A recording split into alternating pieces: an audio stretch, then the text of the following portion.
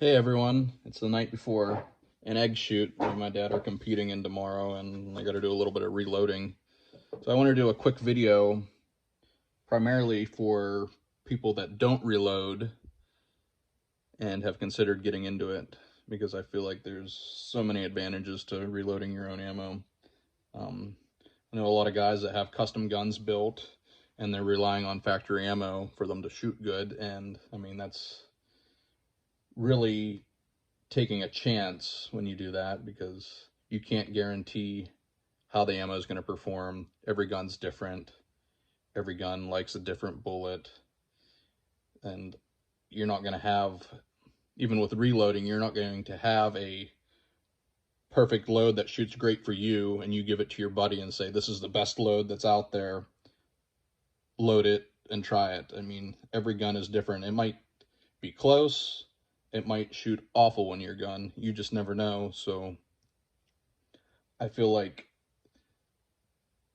putting in the money, making the investment, and then you have all this equipment for good. I mean, if you're really into shooting, especially long range shooting, I mean, even there's benefits from it for hunting. And as you know, with the ammo shortage lately, if this is something you have and you keep a stockpile of the bullets, powders, and primers and brass and everything that you need, you might not be scavenging for ammo right now like other people are. So I just wanted to do a quick video here and show you how easy it actually is to do, and hopefully it might influence some of you guys to get into it, because it's just satisfying when you can develop a load and shoot one-shot groups, one-hole groups I mean, and like I've said to other people,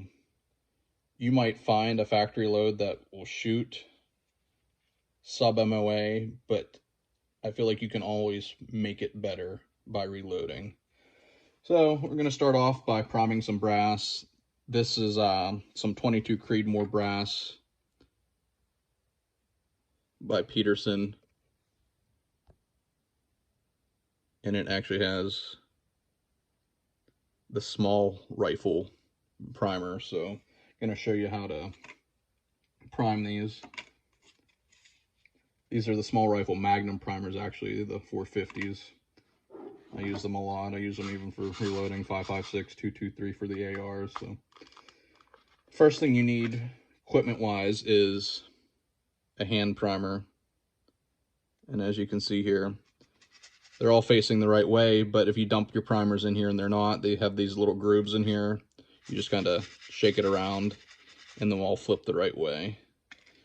Then once you put the cap on it, they can't go anywhere. Then you take your brass, you put it in the shell holder, then take your thumb, push it in, and then there you go.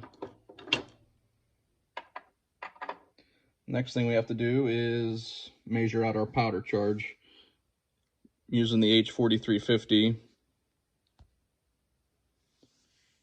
which is pretty much the go-to for any Creedmoor cartridge. So this 22 Creedmoor, it's a Wildcat, you have to reload for it, but this is usually the go-to powder. There's some other ones. The Reloader 16 is another one people are saying they're getting good results with, but have this on hand right now, and I've developed a pretty good load with it, and we're going to stick with it.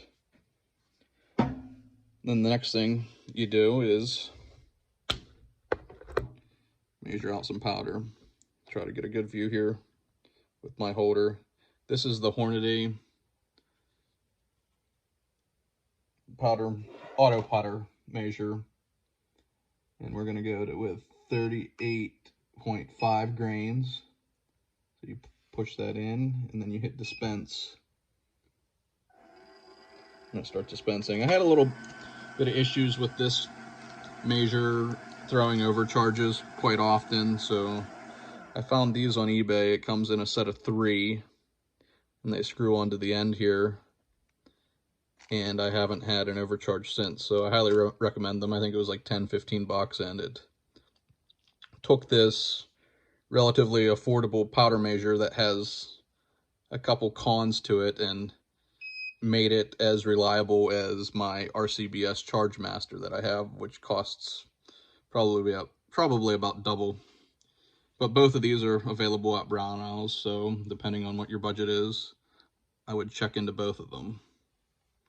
All right, so now we have our powder measured out. So we're going to take our brass.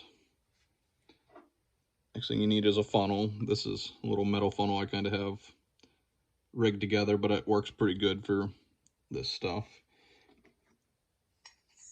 Dump your powder in.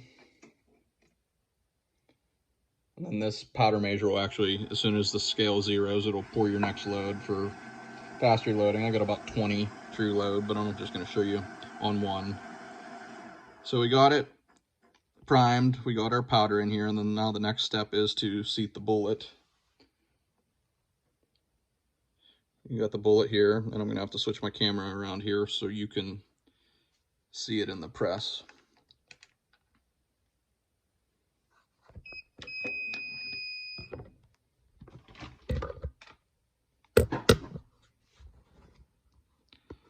So here it is in the press.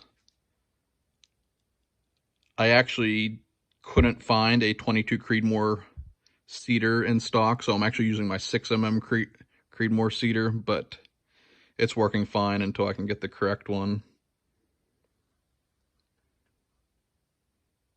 Try to do this one-handed. Put the bullet in. I already have my depth set on this because I've been reloading for this exclusively lately. So you just put it up through, seat it, bring it back down.